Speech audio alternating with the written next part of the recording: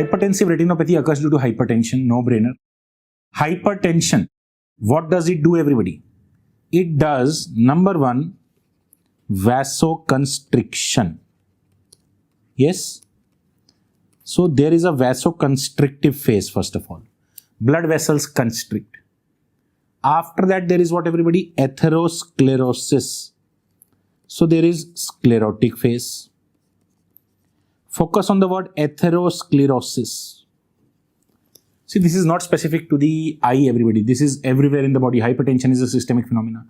Atherosclerosis means deposition of a plaque in the lumen of the artery, which leads to narrowing of the artery. Yes? Narrowing will lead to less blood flow forward. Less blood means less oxygen. Less oxygen means hypoxia. Hypoxia leads to release of VEGF. VEGF leads to neovascularization. Same fundamental, guys.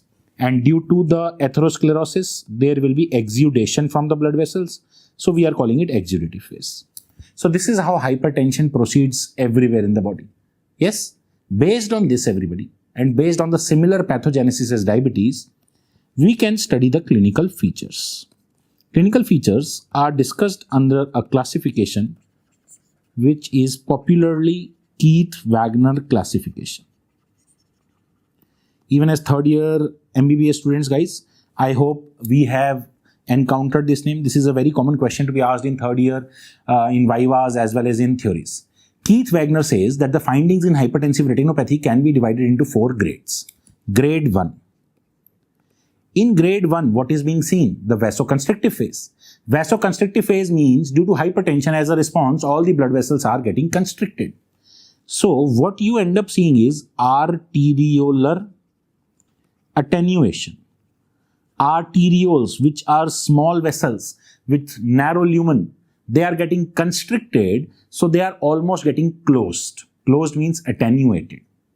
We say that the normal AV ratio in terms of diameter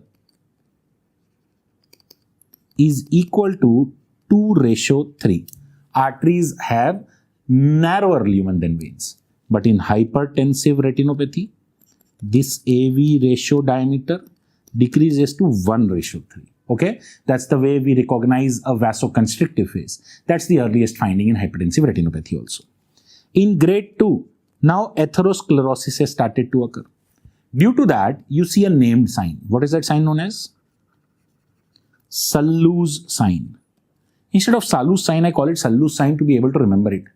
If you know Salman Khan, everybody, Salman Khan in the Bollywood industry is popularly known as Sallu Bhaiya. So remember Salman Khan sign or Sallu's sign. Yes? Now grade 3. Grade 3, the atherosclerosis is continuing, giving rise to 2 other signs, which also Salman Khan helps us remember. Sallu sign, Salman Khan ने गाड़ी के bonnet पे bonnet sign, gun रखा, gun sign. Okay, everybody? Salman Khan ने गाड़ी के bonnet पे रखा gun. Salman Khan has kept a gun on his bonnet. So this way you are able to remember that Sallus will always come first, and the other 2 names are bonnet sign and gun sign. Now what is Sallu's sign, what is bonnet sign, and what is gun sign? So let's remember B for B. Bonnet is banking of a blood vessel. You understand banking means sloping, everybody? Gun, everybody. If I draw a gun for you, this is basically a revolver or a gun. If I draw a crude figure, a gun is never straight, everybody. It has a taper. Yes or no? So I remember gun sign is tapering of a blood vessel, whereas Sallu's sign is deflection of a blood vessel. So once you are able to remember B for B, bonnet is banking, gun is tapering sign, Sallu's becomes deflection. So deflection is occurring of a blood vessel, banking is occurring of a blood vessel, that means sloping or complete tapered out. Okay, everybody? This we can remember. But what we need to understand is, these changes, everybody, deflection, banking and tapering, are seen at AV crossings. Are seen at arteriovenous crossings. In arteries or veins, see, arteriovenous crossing means there are 2 things, artery and a vein. So these signs, this deflection is of an artery or a vein. Banking is of an artery or a vein. If we go by common sense, we would say hypertension is affecting the arteries. But actually these signs, this deflection, this banking, everything is occurring in veins. Why is that so? Very simple to understand. Sclerosis, atherosclerosis is leading to rigidity of the artery, everybody. Yes or no? The artery is becoming rigid. Below the artery, the soft vein is passing. So now the rigid artery is compressing the vein, which is leading to deflection or banking or complete tapering. Are you understanding? So in the sclerotic phase, due to rigidity of the arteries, the veins is getting compressed, everybody, and they are showing these kind of signs. Am I clear to everybody here? No confusion. So please remember, these are AV changes characteristic for hypertension, Sallu's bonnet and gun. In grade 3, simultaneously exudative phase starts. When exudative phase starts, everybody, exudation, that means leakage is occurring, hemorrhage is occurring. What are you able to see? Flame-shaped hemorrhages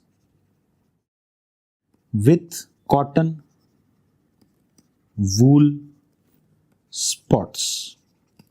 Okay, everybody? Simultaneously, the vasoconstriction is proceeding. Yes? So the vessels are getting much more constricted. They get to be known as copper wiring of arterioles. Are we clear, everybody? Grade 3. Now, let's move on to grade 4. In grade 4, what is occurring, everybody? Instead of copper wiring, we are saying there is more constriction. So now the arterioles appear absolutely empty of blood. So they give a silverish, whitish reflex, silver wiring of arterioles. And classically, the patient has papilledema. Papilledema means edema of the optic disc, swelling of the optic disc also. Okay, everybody? So these are the 4 grades. Please remember them: 1, 2, 3, 4, constriction, sclerosis, and exudation after that. As simple as that. If I show you a photograph now, everybody, focus on that photograph at the top. What are you able to see, everybody? Let's see. First of all, let's see the white arrow, everybody. At the white arrow, what do you see? You see a hemorrhage. Yes or no? You see a hemorrhage. What shape of an hemorrhage? Flame-shaped hemorrhage. So the white arrow is the flame-shaped hemorrhage. Now let's see the black arrow, everybody. At the black arrow, we are able to see a pale yellow large collection which looks like a cotton. Yes or no? So this is a cotton wool spot. We know this. But flame-shaped hemorrhages and cotton wool spots can also be seen in diabetes. Why it is a case of hypertensive retinopathy? For that, look at the box. In the box, what do we see, everybody? We see that the artery is going. And below that, if we see, we are able to see the deflection of the vein. If we carefully note the vein, everybody, the vein is coming, then dipping down and then coming back up again. Yes, I'll just clear it for you, everybody. Now that you know it, probably you will be able to notice this. This is the subtle change that we need to notice, everybody. The artery going, vein dipping in, coming out. Arteriovenous change.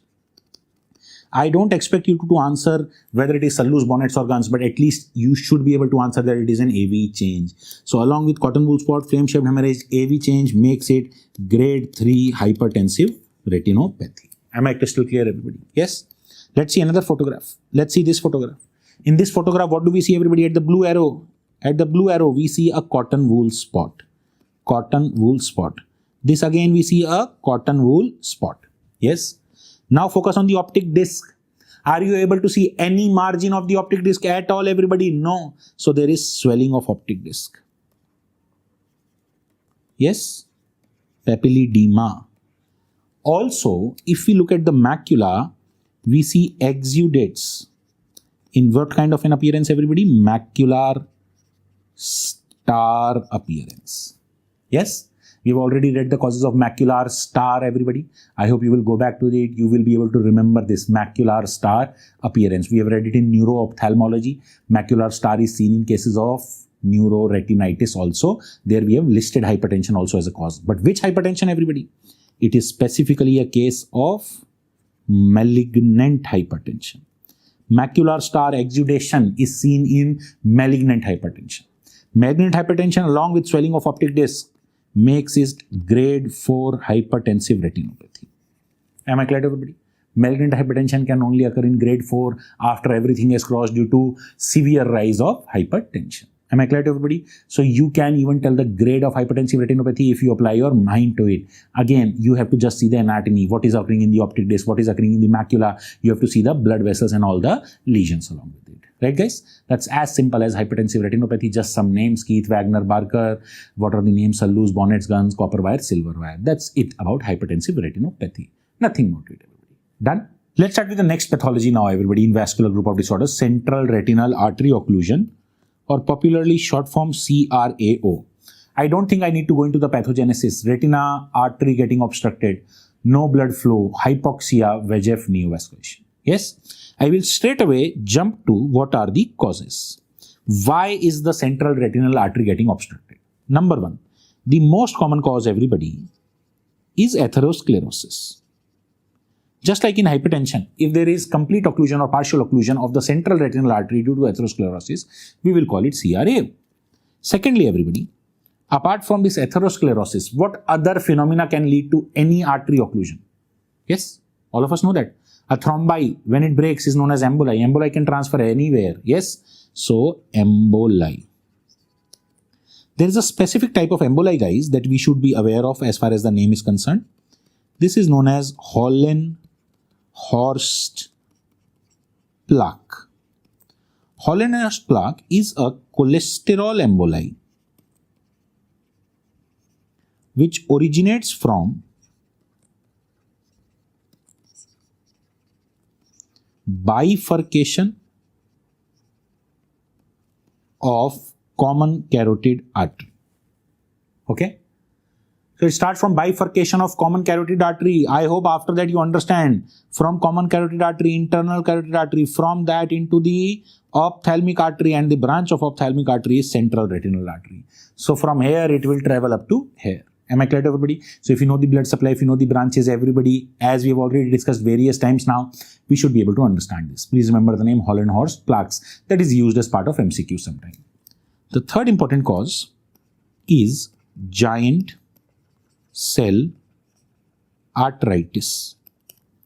Yes, a large vessel inflammation, vasculitis, everybody, affects the temporal artery, giant cell arteritis. Yes, these are the three common causes. There can be thousands of other causes. I hope you understand anything which can obstruct a vessel, which can form a thrombi. So if I say what is the most common side effect of oral contraceptive pills, we know thromboembolic episode. So that can also lead to CRAO. So similarly, we have to think about it. Any coagulative disorder, all of those can lead to CRAO, but these are the three most common presentations. Right? Now, after we know the common causes, we need to know the clinical features. Number one, when the artery gets obstructed, obviously, absolute hypoxia will ensue. So there will be loss of vision.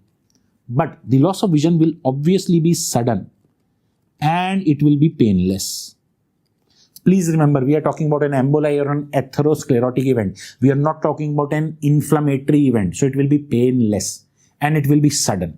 As soon as the artery gets obstructed, there will be no blood, there will be hypoxia, and it will lead to sudden visual loss. That is what usually the patient will complain of. Secondly, everybody, because this is a retinal disease, this retinal disease can lead to optic atrophy. As we already know, all retinal diseases can lead to optic atrophy, which is consecutive. Thirdly, we again know that because the retina will lose its blood supply, the nerve fibers will lose their nerve supply. The optic nerve will also get affected partially, leading to the classic RAPD or Marcus gun pupil. This has already been understood in neuro-ophthalmology that partial diseases of optic nerve or diseases of retina like CRAO, retinal detachment, everything can lead to RAPD or Marcus gun pupil. Fourth, everybody, fundus appearance. When you look at the fundus, what will you be able to see? Number one, because the fundus is losing its blood supply, everybody. Yes, what is ensuing, everybody? Exudation. All the blood vessels are now undergoing the dilatation. Yes, so there is edema. Edema is leading to a pale fundus.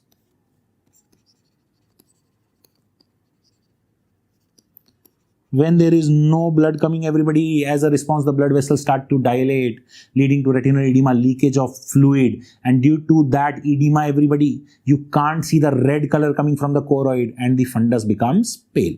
Are you able to understand this? Retina is transparent. That is why the fundus appears red in color due to the choroid color. But when the retina will become edematous, edematous means hazy, it will hide the red color of the choroid coming from behind it. Secondly, we say cattle tracking fundus due to segmentation of blood column.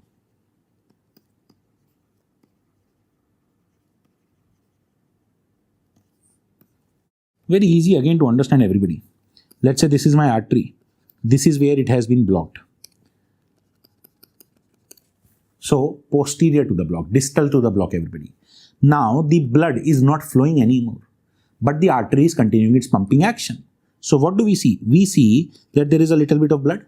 Then the blood vessel is empty because the blood has been pumped out. Then there is blood again. Then again an empty blood vessel. Then again there is presence of blood. So it looks as if cattle has walked over my artery.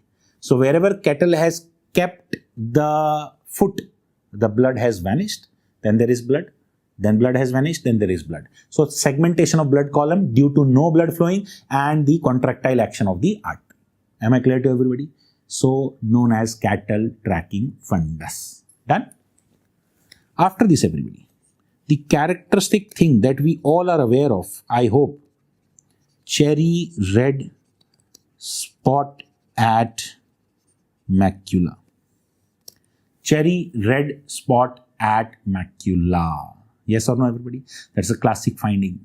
Now the question comes, why does cherry red spot occurs? Why does cherry red spot occur at the macula? I have seen a lot of students answering because macula has a dual blood supply. That is an absolutely wrong answer. Cherry red spot occurs at macula due to collection of fluid in ganglion cell layer of retina. Now this ganglion cell layer, everybody, as we already know, or I think we should know, is absent at foveola.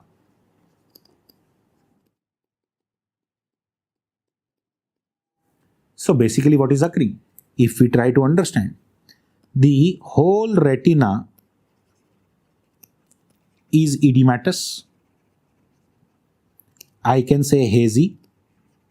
Yes. If the whole retina is edematous or hazy, what we are able to see? Pale fundus as choroid red color is not visible due to retinal haze. Okay? But foveola remains transparent. As ganglion cell layer is absent at foveola, so there is no edema. So foveola remains transparent. Because foveola remains transparent, everybody, that is why I can say the choroidal red color is visible at foveola. And this red color that is actually visible at foveola gets the name cherry red spot. If you try to understand, everybody, 99% of the retina is opaque. So red color is not visible in 99% of the retina. But the red color is only visible in the center of the macula, center of the fovea, that is foveola. And that is why that appears red. So the red color of the cherry red spot is actually the normal part of the retina. The rest of the retina is pale. The rest of the retina, everybody, is the part which is abnormal. If we see a photograph now, everybody, let's see this photograph. What do we see, everybody? Look at the macula. Everything is pale in the macula. Only the center of the macula is appearing red. Cherry red spot at macula. Surrounding this, everybody, all this is now pale retina. Am I crystal clear, everybody? So the simple fundamental of why my fundus appears red, the same fundamental, retina remains transparent, it will still appear red, but if the retina becomes hazy in the surrounding, it will become pale.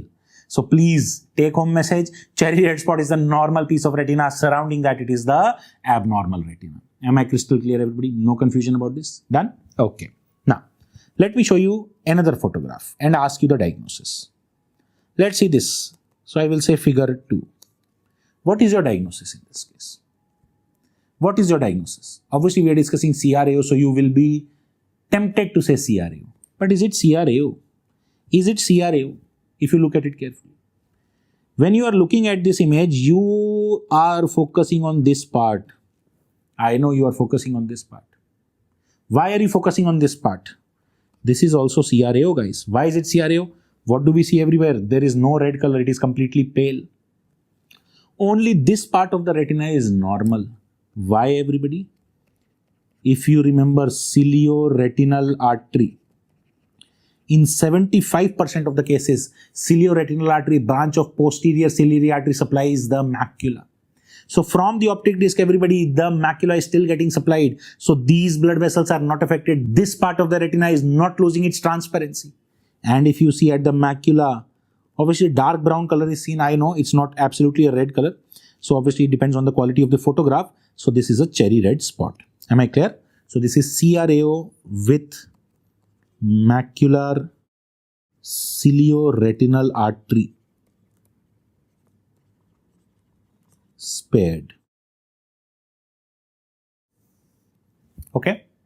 See the corresponding FFA, everybody. When I see the FFA, what do I see? That none of the blood vessels has filled with dye. Because there is central retinal artery occlusion, there is no blood in any of the blood vessels. So there is no dye, everybody. So no dye in any blood vessel. But we see the dye filling which? Dye filling cilioretinal artery. I hope I am clear here, everybody. So this confirms that this is a case of CRAO, central retinal artery occlusion. Only the cilioretinal artery is supplying the macula. Am I clear to everybody? So there can be various presentations of the same case. I hope you are able to understand this. There should be no doubt. There should be no confusion about this. Done, everybody? Now, I move back to cherry red spot. We see that cherry red spot is occurring at the macula due to problem in the ganglion cell layer. Why does cherry red spot appear cherry red in color? We have explained it. But if we have read biochemistry, have we heard the name cherry red spot before today? Yes, we have. At lots of places, Niemann-Pick, Tay-Sachs. That means cherry red spot is not specific to CRAO. So what is the differential diagnosis of cherry red spot at macula? This can be remembered through a mnemonic. It's a very old mnemonic. I've just modified and made it a little better. Cherry trees never grow tall in sand, mud and grime. So I've just extended the mnemonic a little. Causes of cherry red spot, the mnemonic starts with cherry, very easy to remember. Cherry trees never grow tall in sand, mud and grime. Dhool, mitti or kichad. Okay, let's see. C for what we are discussing, CRAO. T for trauma. Please remember specifically blunt trauma.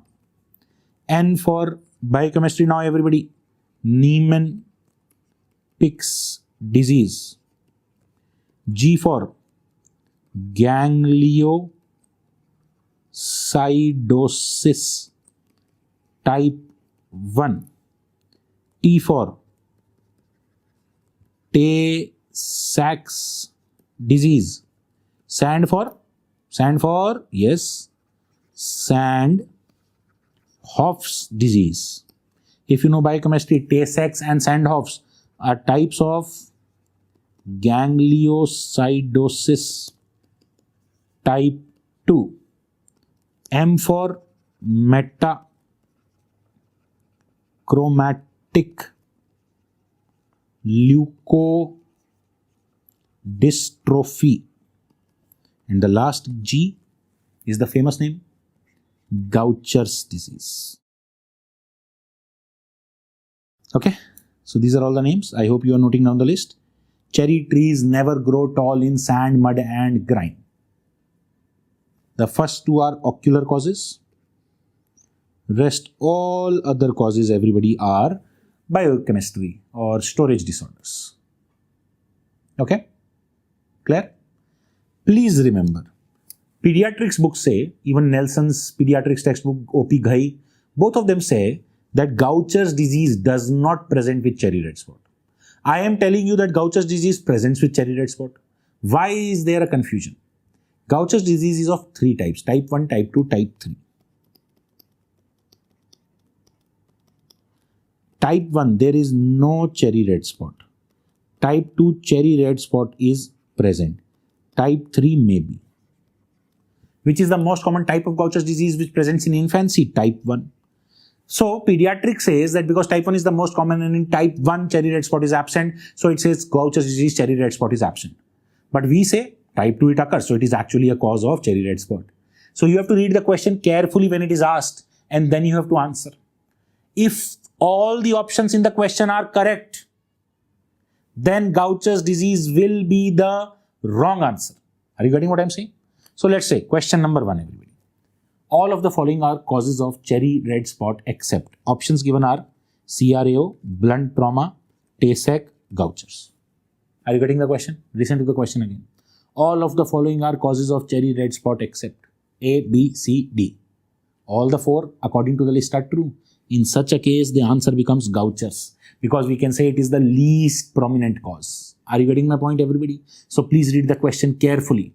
If there is an absolute wrong cause given, then mark that, otherwise mark Gaucher's disease. Such questions are very common. They have been asked in the past, they will be asked in the future also. So please remember this confusion about Gaucher's disease. Am I clear to everybody? That's all about cherry red spotted macula. These are all the important clinical features of a case of CRAO. Now, once we know that CRAO presents with such and such features, we have been able to see the fundus, we have been able to diagnose, then we need to treat CRAO. So the first thing I want to remember is that it is an ocular emergency. I know if I don't treat it as an emergency, ischemia will ensue and the retina will not be able to regain its function. So the first question that comes into my mind is, treatment should be done within first 4 hours. Okay, everybody? That is the time when you start the treatment, is most successful. Within 24 to 48 hours, everybody, occlusions become complete. Okay? So the maximum window we have to be able to salvage something is 24 to 48 hours. Ideally, the treatment should start within 4 hours. Otherwise, the patient will lose a chunk of his or her vision. Now, what is the treatment we institute? Number 1, the first thing that you need to do, although controversial, is ocular massage. It is postulated to help in dislodging the emboli.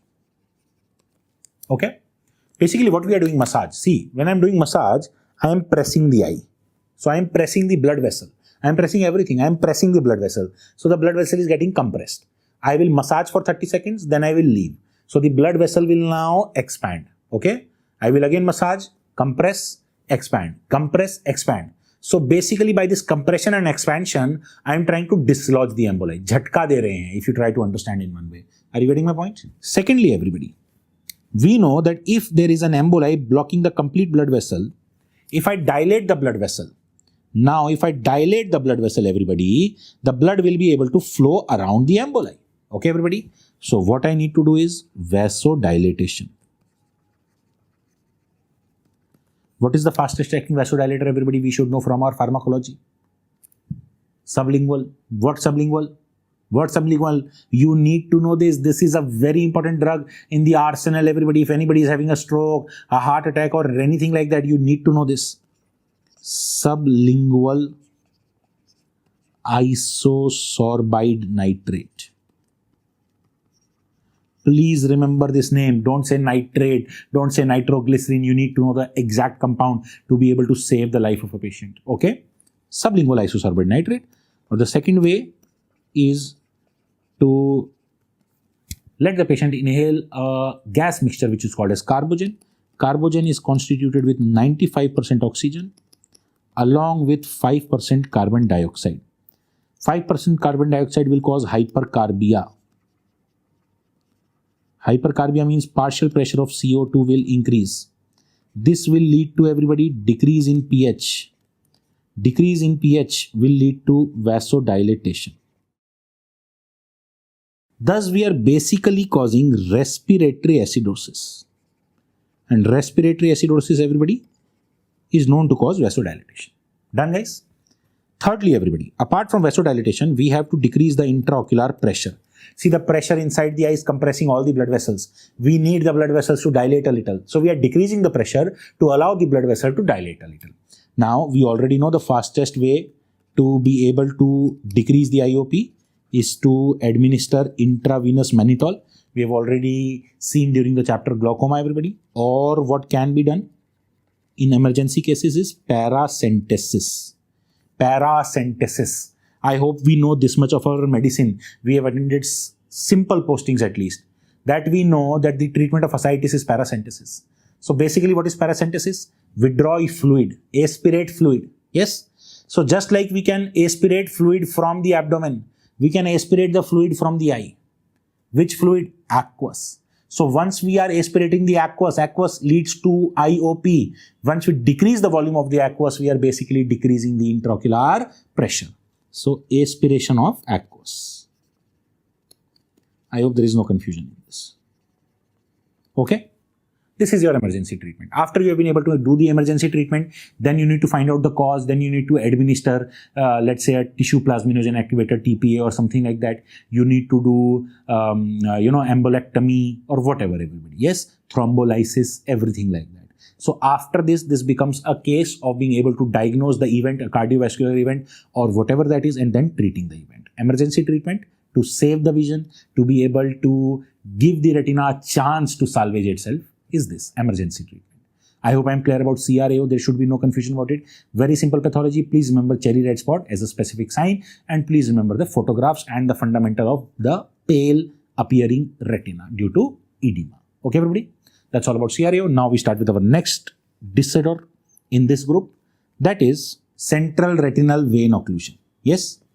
CRVO. Instead of the artery getting occluded, now we are saying the vein is getting occluded. What is the most common cause of CRVO? The most common cause of CRVO, just like CRAO, is hypertension. There are various other causes, but this is again the most common cause. For the purpose of treatment and our understanding, we divide CRVO into two stages. Non-ischemic CRVO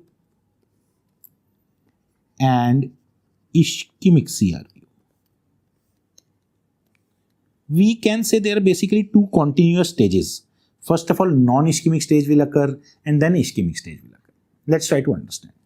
Non-ischemic stage, all the changes occur due to stasis of blood. I hope you are able to understand stasis. See, what is occurring? There is an artery. After that, there is a capillary network. So I'm just drawing it like this. And after that, there is the vein. Okay? Because there is a block in the vein, everybody, the blood is not able to flow. When the blood is not able to flow, there is stasis of blood. There has to be a continuous flow from artery to vein, to artery to vein, to artery to vein. This stasis is leading to what, everybody? Old blood in the artery, capillary and vein, everything. So there is no new blood which is coming. No new blood means no new oxygen. No new oxygen means hypoxia. Also, because the blood is not able to flow, everybody, what occurs? Increased vascular permeability. Yes? There is stagnancy of blood. This stagnancy leads to separation of plasma and all the blood mass. This increased vascular permeability, everybody. Understand, the vessels are not damaged, they are only permeable. Permeability means the fluid will leak out. This fluid leaking out will lead to macular edema.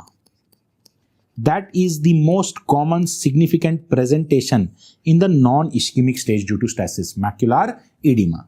And already all of us know, everybody, macular edema leads to loss of vision.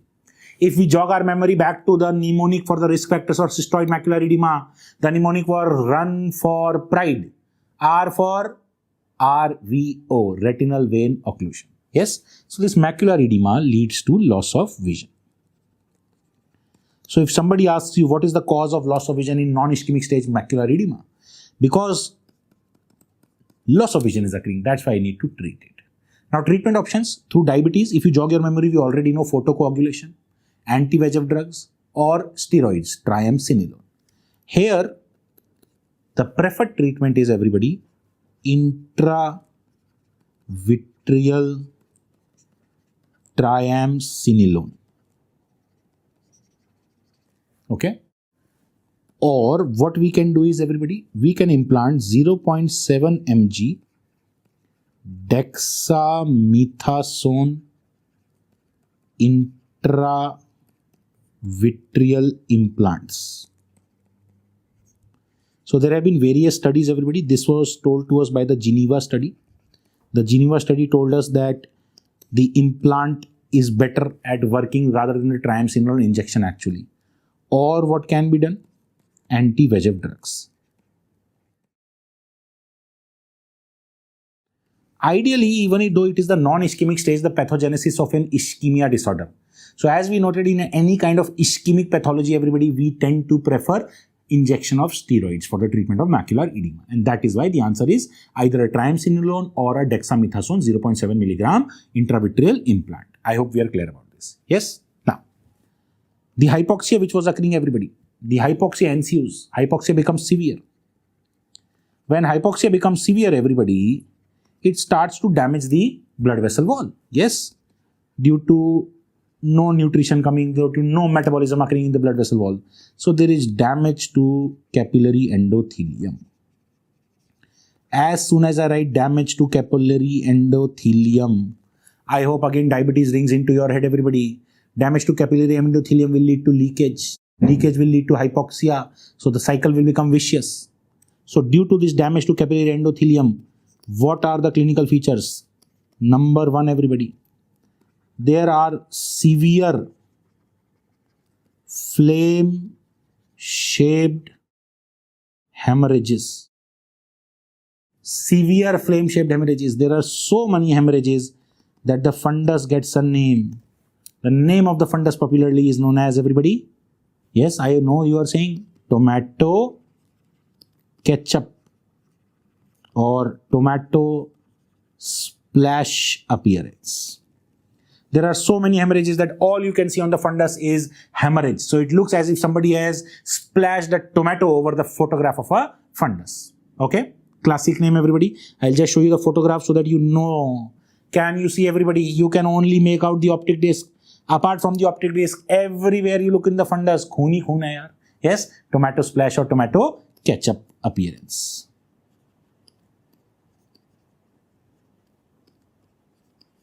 Apart from tomato ketchup appearance, the second finding that you will see in the ischemic stage will be rubeosis iridis.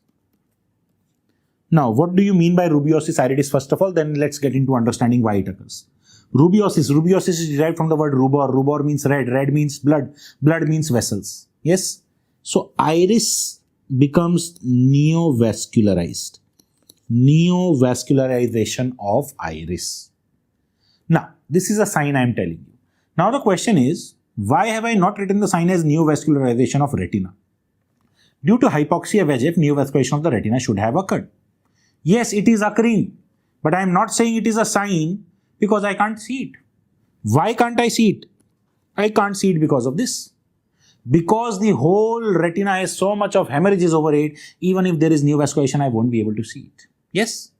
But what will I be able to see is rubeosis iridis. Now, why does neovascularization of iris occur? Try to understand it as a story. My retina is becoming completely hypoxic. So, my retina does not have enough oxygen to carry out its function. So, my retina is saying to my iris, you are also vascularized, you have oxygen. I can't function anymore. So, please give me some of your oxygen. Please give me some of your oxygen so I can function. Iris says, okay, we are of the same eye. I will give you some of my oxygen. So basically, the hypoxia of the retina or the posterior segment is putting a demand on the anterior segment. The anterior segment oxygen is going to the posterior segment, and thus the iris, the vascular tissue in the anterior segment is becoming hypoxic. Iris has no pathogenesis. Iris has no kind of leakage. Iris has no stasis. But the iris is helping the retina. That is why it is becoming hypoxic. And because the iris is becoming hypoxic, neovascularization is occurring at the iris. Are you able to understand? So rubeosis iridis occurs due to oxygen demand by posterior segment. Are we clear about this? Yes? Now, once rubeosis iridis occurs, everybody, then the story is different. Rubeosis iridis means neo vessels. Neo vessels means leaky vessels. So these leaky vessels will leak into the anterior chamber. Leak blood in anterior chamber. When blood leakage occurs in anterior chamber, everybody, it blocks trabecular meshwork, causes neovascular glaucoma. Okay, I hope we are clear about it. Yes, when we were reading secondary glaucomas, we had said that other glaucomas can also occur, and I am teaching it to you related with retina now. Yes, neovascular glaucoma in CRVO occurs after around 3 months. That is why known as, popular name everybody, I hope you know this. Questions have been asked left, right and center on this. 100-day glaucoma. So second name question everybody. First name question is tomato ketchup or tomato splash appearance about ischemic CRVO, and the second is 100-day glaucoma. It is nothing but just as I have explained neovascular glaucoma, it occurs usually around 3 months after that. So 3 months is approximated as 100 days here. Am I crystal clear everybody? Done? No confusion? Now, please remember neovascular glaucoma. The most common cause is diabetic retinopathy. Neovascular glaucoma can also occur in diabetic retinopathy, and the most common cause is actually diabetic retinopathy. Diabetic retinopathy also presents with hypoxia in the posterior segment. So the same fundamental will ensue in diabetic retinopathy also. Yes? No confusion? Now if you ask me, sir, what is the treatment of ischemic CRVO? What is occurring in ischemic CRVO, everybody? What is the word we are again and again saying, everybody? We are saying damage to capillary endothelium leading to leakage.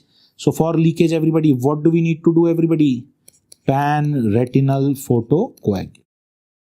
Pan-retinal photocoagulation. Please don't get confused. Rubeosis iridis is occurring on the iris, but there is no problem in the iris. The problem is actually in the retina. So unless you treat the retinal hypoxia, rubeosis iridis will keep on occurring. So we don't need to treat rubeosis iridis per se. We need to treat the CRVO ischemia on the retina. Pan-retinal photocoagulation, just like diabetic proliferative retinopathy. Am I crystal clear, everybody? And that's all about my CRVO. Please remember the two different stages. Non-ischemic, there is no blood leakage. There is only increased vascular permeability leading to edema of the macula. But in cases of ischemia, there is blood, so there is hemorrhage, there is rubeosis iridis. Done? No confusion? Now, as a variant of CRVO, we should also be aware of this kind of a photograph. What do we see in this photograph, everybody? We see that all this area, everybody, is showing you hemorrhages. Yes? Just like CRVO. Can I say so? But only a certain part of the retina. So can you call it partial CRVO? Obviously. So instead of that, I call it BRVO. Branch retinal vein occlusion. Superior branch of central retinal vein has been occluded. So only the superior part of the retina has been affected. Okay. Two questions are asked. Number one question is, what is the most common site of occlusion? So the most common site of occlusion is at arteriovenous crossings. And secondly, what is the most common quadrant affected? So the most common quadrant affected in BRVO is superotemporal. Apart from that, everything remains the same. Am I clear to everybody? So no new disease, just a partial form of CRVO, you can say. Right, guys? Done? So that's our fourth condition completed in vascular disorders, everybody, CRVO. Let's move on to the fifth condition, everybody, important condition, that is known as retinopathy of prematurity. Short form ROP. Retinopathy of prematurity. Yes? So we are saying there will be certain changes in the retina which will occur in a premature child. Premature are hypoxic, Yes or no? Every child who is born premature is hypoxic at birth. That is why RDS occurs, respiratory distress syndrome. What does my retina need? My retina needs hypoxia to cause neovascularization. Yes, guys? Right. So, I will teach you in the question answer form. Question 1. ROP can occur in. Does it occur in all premature children? No. So, we have to define which subset of premature children. Answer. If age at birth is less than equal to 32 weeks. Okay? Age at birth is less than equal to 32 weeks.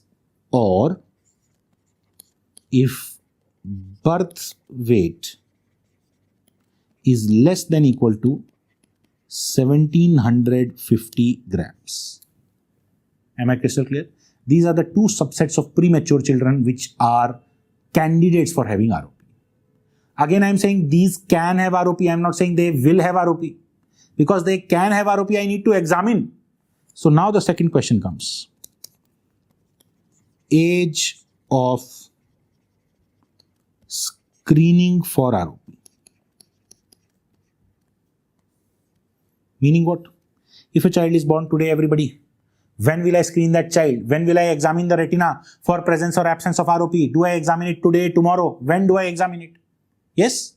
So, we have guidelines for this. If age at birth greater than equal to 28 weeks and birth weight greater than equal to 1200 grams. Okay, everybody? In this case, we will do the screening 4 weeks after birth. Okay, everybody? Second scenario. If age at birth is less than 28 weeks, or, that's the most important point to note here, or birth weight is less than 1200 grams. See, what am I asking you to note? That in the first criteria we have written and, that both the age should be greater than and the weight should be greater than. If any of the two is less than 28 or less than 1200 grams, we have to do the screening 2 to 3 weeks after birth. Am I clear? So, if the child is born less than 28 or less than 1200, we are calling it a more severe case. So, more severe case means the pathogenesis or the signs and symptoms may develop earlier. So, we are screening slightly earlier. Am I clear to everybody? So, you need to see the age, you need to see the birth weight, and you need to answer the question. Okay, question number 2 done. Now, third question, everybody. When we are examining, when we are screening, what are the signs we will be able to see? We should be aware of the signs. So, what are the signs? Or I can say the stages. Okay. So, the stages have been divided by the International Classification for ROP, ICROP, into 5 stages. Okay. Let's see, everybody. Stage 1. In stage 1, we see a demarcating line between vascularized retina and the peripheral avascular retina. Okay. Because the child was born preterm, the periphery of the retina remained avascular, whereas the central part of the retina had vascularized. So you are able to see a demarcation line between the two. In stage 2, everybody, we see a ridge. This demarcating line, everybody, turns into a ridge. Ridge means a slight elevation. In stage 3, there is what, everybody? There is extra retinal neovascularization. There is extra retinal neovascularization on the ridge moving into vitreous.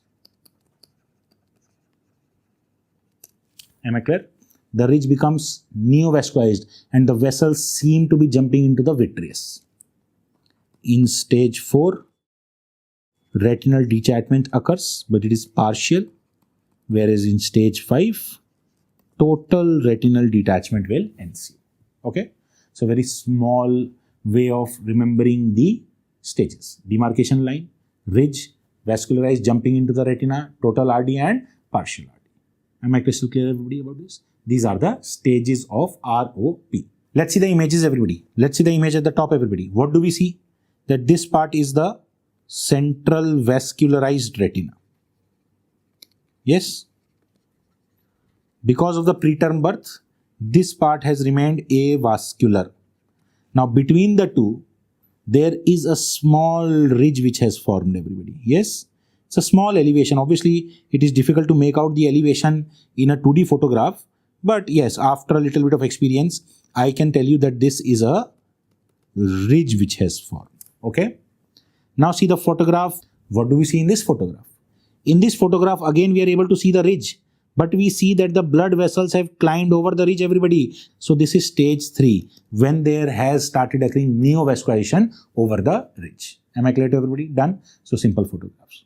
Now, once we've answered these 3 questions, we know it is a case of ROP. We need to treat it. So the treatment obviously had to be what? Laser photocoagulation.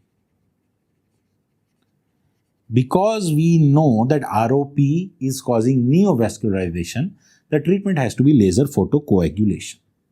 Okay? Or what can be done, everybody? Pars plana vitrectomy.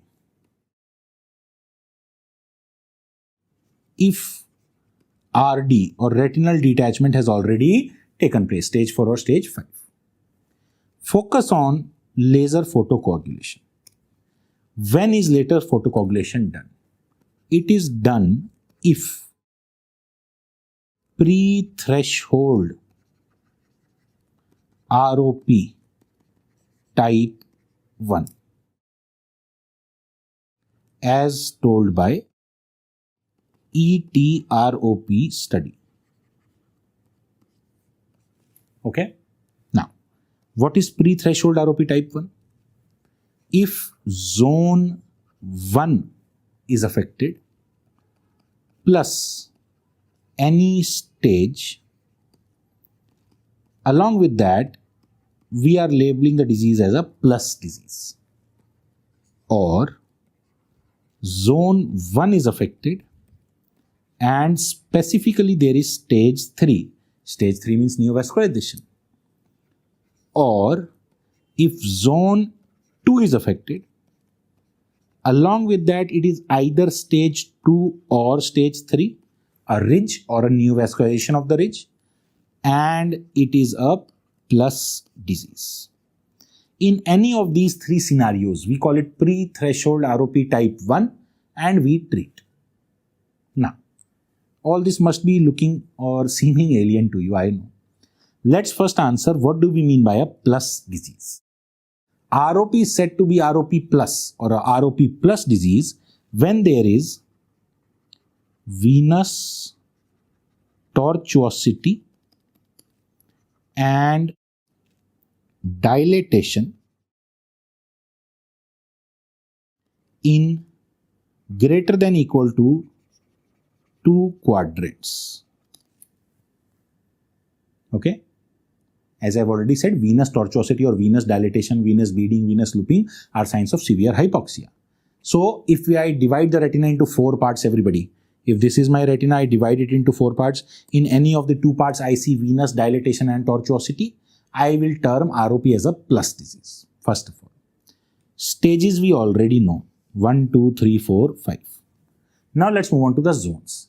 For description of signs, we divide the retina into 3 zones. Everybody, let's see this. Zone 1. From the optic disc, we draw a circle with 4 disc diameter. 4 disc diameter is equal to 6 mm. This is called zone 1. Optic disc and 6 mm around it, 4 dd around it. Okay. Zone 2. From the boundary of zone 1, extending up to the nasal ora serrata. Extending up to the nasal ora serrata. We again draw a circle. The remaining part, everybody, which is seen only temporally, is called as zone 3. I don't think anybody is going to ask you what is zone 1, zone 2, zone 3, but still you should remember. From the optic disc to 4DD, zone 1. From zone 1 to nasal ora serrata, zone 2. And the periphery is zone 3. Okay? Figure is drawn, nobody is going to ask you this. Now let's see, everybody. So if I say that ROP is present in zone 1, around the optic disc in the center, any stage it may be, whatever stage, 1, 2, 3, 4, 5, I'm not bothered, and it is a plus disease, I will treat. Or I will treat if it is zone 1, but specifically it is stage 3, plus is not necessary now. Am I clear to everybody? Zone 1, neovascularization, stage 3. Or if it is zone 2, it is either stage 2 or stage 3, and it is plus disease. In any of the 3 cases, I will have to treat the case. Are we clear about this? If I give you an example, a patient comes to me with zone 2 and stage 3. Will you treat? Yes or no? Will you treat? Yes or no? Zone 2, stage 3. Zone 2, stage 3.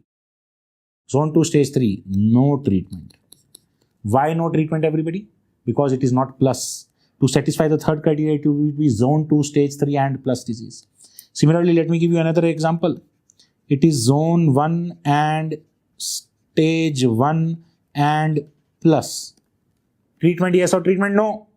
Zone 1, any stage and plus disease. The treatment will be given. Am I clear to everybody? So this is what you need to be aware of. What is the treatment? Laser photocoagulation, we already know. Right guys? Done? As simple as that. And that's all about retinopathy of prematurity in short. 4 questions, everybody. It will occur in whom, how, when will you screen or diagnose it? Number 3, what are the stages? And number 4, what is the treatment and when to do the treatment? No confusion? Done? So these are our 5 major diseases of vascular disorders done. If we understand in all the 5 diseases, the pathogenesis is same, hypoxia leading to neovascularization. And that is why the treatment in almost all the diseases is same, that is photocoagulation. Apart from CRAO, where it is an emergency, we are doing the emergency treatment. Apart from that, the pathogenesis and the treatment remain the same as already stated. The only difference is in the presentation based on the pathologies. Am I clear to everybody? No confusion? Now, to finish this group, everybody, I will just do 2 or 3 small miscellaneous diseases, you can see. The first condition which I am mentioning briefly is called as Eales disease. Eales disease is a triad of occlusion, periphlebitis, inflammation around the veins, and neovascularization of retina. Okay, this neovascularization of the retina is the most common cause of recurrent vitreous hemorrhage, as already stated. Because there is neovascularization, the treatment will again be pan-retinal photocoagulation. This should be a no-brainer. Absolutely clear, I hope everybody. Yes? Now, apart from Eales disease, there is one other condition that I will like to mention in front of all of you. Coats disease. Coats disease, that's the name. What is Coats disease, everybody? It is idiopathic retinal telangiectasia. Idiopathic retinal telangiectasia. Telangiectasia, you understand, telangiectatic, tortuous vessels. Okay, there is no reason for it. It is idiopathic. Please remember this. This is more common in males. It is always unilateral. What are the clinical features, everybody? Number 1, most common clinical feature is loss of vision, which is painless, non-inflammatory. Number 2, everybody, strabismus or squint. Number 3, the same thing that occurs in retinoblastoma, white pupillary reflex, leukocoria. And lastly, please remember, it leads to exudative retinal detachment. Exudative retinal detachment. Am I clear, everybody? Just remember this much. There is nothing else that I want you to remember. If you remember this much, I think you will be able to solve questions on this. Okay? Exudates are occurring. leukocoria, strabismus, and loss of vision, obviously, because it is idiopathic retinal telangiectasia. Done, everybody? No confusion about this? That's all about my vascular disorders, 5 main, 2 simple disorders. Along with that, please do remember this. That ends our 4th group of diseases, everybody. Now we have to start with the only last pathology remaining in retina, that is retinal detachment. Retinal detachment is a very easy pathology. Let's try to get a hang of it.